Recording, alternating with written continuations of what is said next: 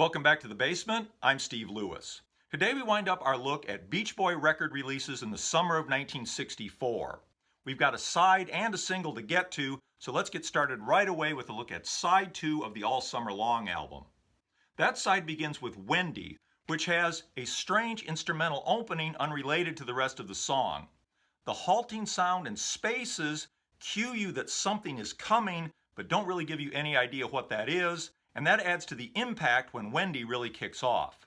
It's another great song with powerful vocals by the group.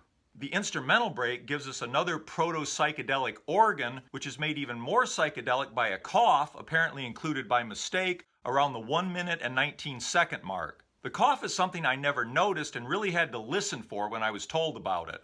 Once I heard it, I've never been able to unhear it. If the track sequencing is indeed meant to put the strongest tracks at the beginning of each side, Wendy is right where it belongs. It'll be the lead track on the EP 4 by the Beach Boys released on September 21st. The EP also features Little Honda, Hushabye, and Don't Back Down. Wendy will peak at number 44 on November 14th.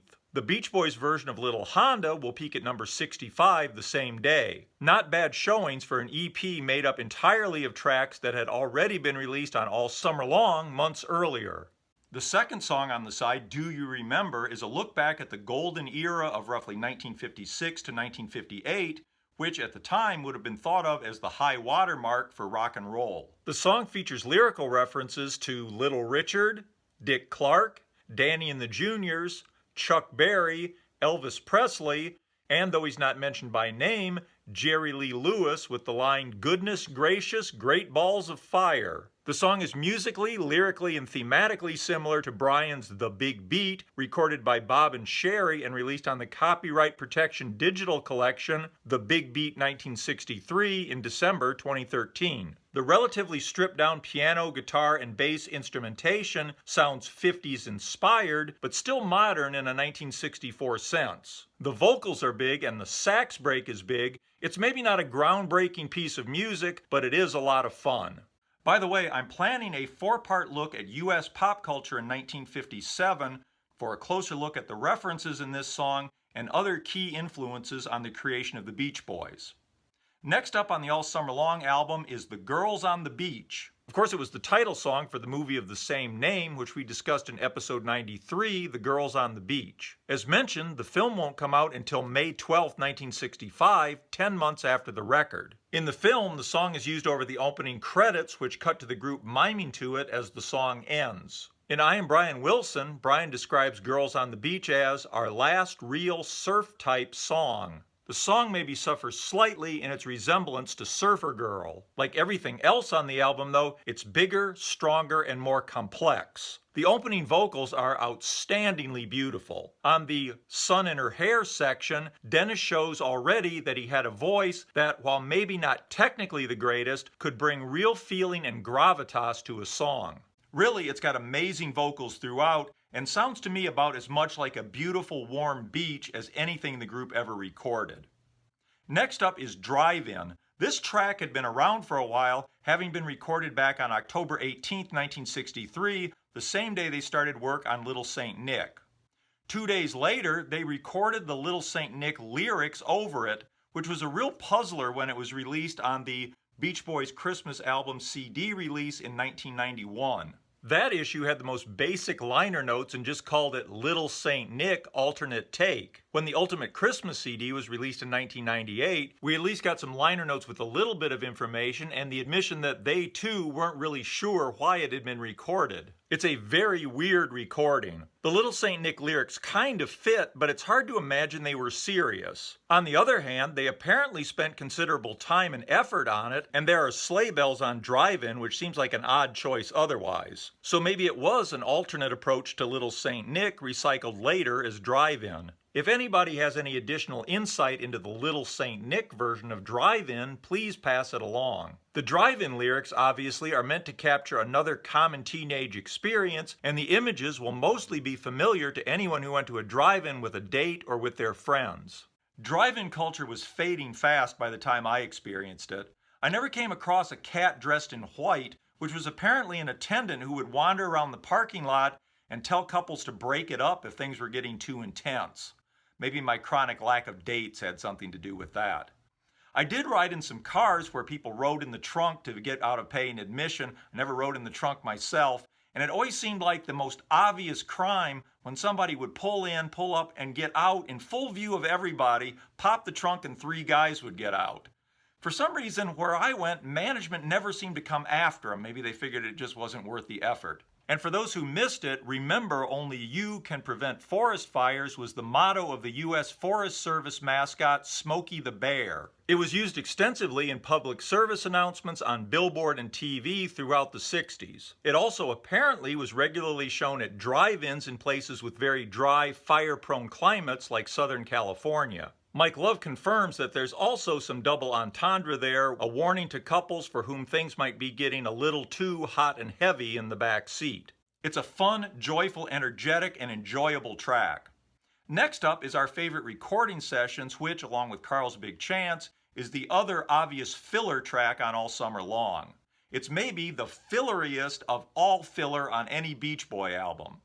Of course, it's made up of studio chatter from several sessions, along with some deliberately performed bits. We'd had comedy bits from the group before with Cassius Love versus Sonny Wilson, and I've got to believe that after the Beatles' press conferences in February, there was a new emphasis on groups to be funny as well as musical. The Beatle influence might also be seen in the back cover, which, for the first time, presents each of the guys with their own statements reflecting their unique and individual personalities.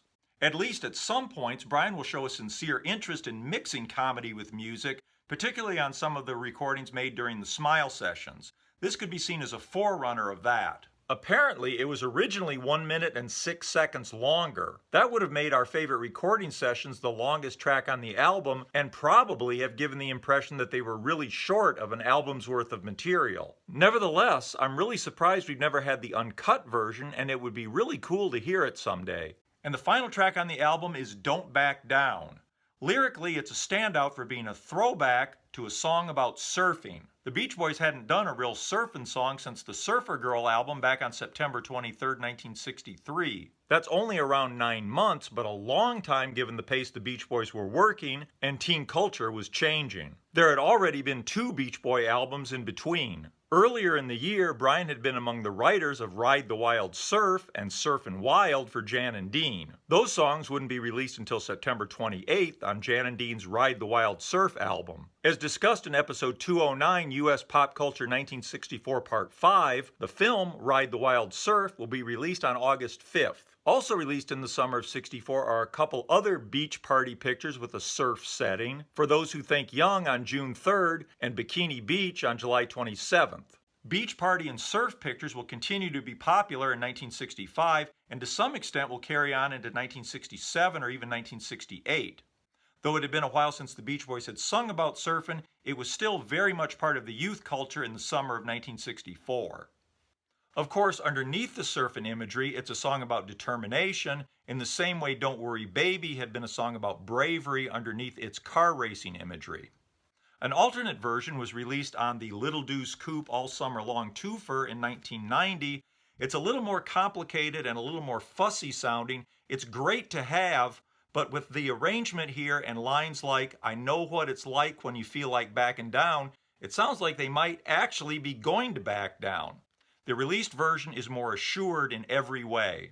Based on the sequencing of earlier Beach Boy albums, its placement at the end makes me think that no one thought very highly of it at the time. In the early days, and on side 1 of All Summer Long, their album sides generally ended with what they obviously considered a weaker track. If that's the case, they underestimated it. Don't Back Down might not be charting any new musical frontiers, but it's a driving performance and has become a fan favorite. Famously, early pressings of All Summer Long listed it on the front cover as Don't Break Down.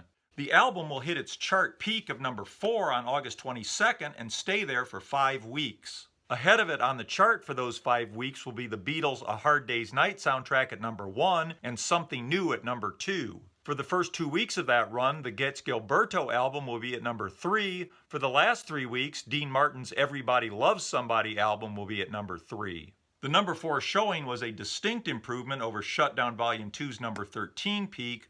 The Little Deuce Coupe album had also gone to number 4. The only Beach Boy album so far to have charted higher was Surfin' USA, which had gone to number 3 over a year earlier. Next up is the single, When I Grow Up to Be a Man, backed with She Knows Me Too Well. The single had been cut at Western Recorders in sessions on August 5th, 8th, and 10th, less than a month after I Get Around had been number 1. It was released on August 24th, just 6 weeks after the All Summer Long album. Both sides of the single will be included on the Beach Boys Today album. Since that album won't be released until March 8, 1965, nearly 6 months after the single, I think it makes more sense to discuss it here. The single continued the formula of having a fast one on the A side and a slow one on the B side that began with Be True to Your School back in October '63. Both sides were credited to Brian Wilson, with Mike Love's name added after the 1994 lawsuit. After the massive success of I Get Around, a lesser group would have tried to replicate that success with a similar sounding record. The very fact that the Beach Boys did nothing of the kind set them apart. Though only a few months had passed since the principal sessions for All Summer Long, the writing, arrangements, and production already seem more complex and masterful. Concerning the A side, When I Grow Up to Be a Man, around the time it was released, Brian, who was then 22, told the Birmingham Post, "When I was younger, I used to worry about becoming a square. I don't think I will now, and that's what inspired When I Grow Up." Brian and Mike might have been a little too old for these kinds of sentiments in 1964. On the other hand, writing about teenage experience secondhand was nothing new. Chuck Berry certainly did it with songs like School Day and Almost Grown. Pete Townsend will do it later on with work like Quadrophenia. But I'm sure to some listeners, the lyric to When I Grow Up seemed overly earnest and unsophisticated, especially when it was inevitably compared to the Beatles, who obviously already considered themselves to be men and wouldn't have dreamed of singing a lyric like this. On the other hand, the Beach Boys were expanding lyrical subject matter at a time when all Beatles songs were still, one way or another, love songs. Though their perspective might have been decidedly teenage, the Beach Boys were dealing with a much broader variety of subject matter than the Beatles would until probably Paperback Writer and Revolver in 1966. Musically, When I Grow Up is notable, among other things, for the really unusual drum pattern, the harmonica, and something that's always stood out to me, the harpsichord. The harpsichord was a Baroque and antiquated instrument that was considered marginal and bohemian enough that it'll be the instrument of choice for Lurch on the Addams Family, which will premiere a few weeks after the release of When I Grow Up. The harpsichord will make a big comeback in the mid-60s, and this is one of the earliest examples on a rock record. Among other records, it'll soon be heard on Play with Fire by the Rolling Stones, For Your Love by the Yardbirds, Walk Away Renee by the Left Bank, Sunshine Superman by Donovan, The Girl I Knew Somewhere by the Monkees, Fixing a Hole by the Beatles, Scarborough Fair by Simon and Garfunkel, and of course, You Still Believe in Me on Pet Sounds. In general terms, When I Grow Up is a fast one that, like so many other excellent Beach Boys songs, has an undercurrent of sadness. The sad knowledge of time slipping away that seemed implied in All Summer Long is made explicit here with Mike's Won't Last Forever and Brian's It's Kind of Sad. The song will be a hit, though it won't reach the heights of I Get Around. When I Grow Up will spend 2 weeks at number 9 beginning October 17th. The B-side, She Knows Me Too Well, is the slow one and a beautiful song that Brian described as an homage to Burt Bacharach. Where on the A-side the lyric might speak for someone else, the B-side seems to contain Brian's most personal lyric to date. From the first line, Sometimes I Have a Weird Way of Showing My Love, it sounds relatable, but rendered in a unique voice that feels distinctly Brian. The song is far too good and too complex to languish as a B-side. Of course, nearly 6 months later, it'll become one of the key tracks in the much admired song sequence on the second side of Beach Boys Today. And undoubtedly, She Knows Me Too Well points the way to what will come with Pet Sounds.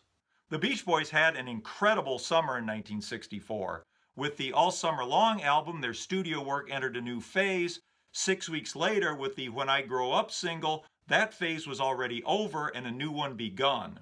1964 was definitely not a time for standing still, and with these incredible releases, the Beach Boys showed that they were definitely a group for their times. Hope you enjoyed this. We'll leave it there for now. Next time we'll begin wrapping up 1964 with a look at pop culture in the fourth quarter. Hope you enjoyed this. I look forward to your comments, feedback, and perspective. If anybody actually ran across a guy, or a cat rather, dressed up in white at a drive-in, please let me know about that. I'd love to hear about it. Please hit like if you don't mind, subscribe if you haven't. Have a great week. Thank you very much for watching. Bye.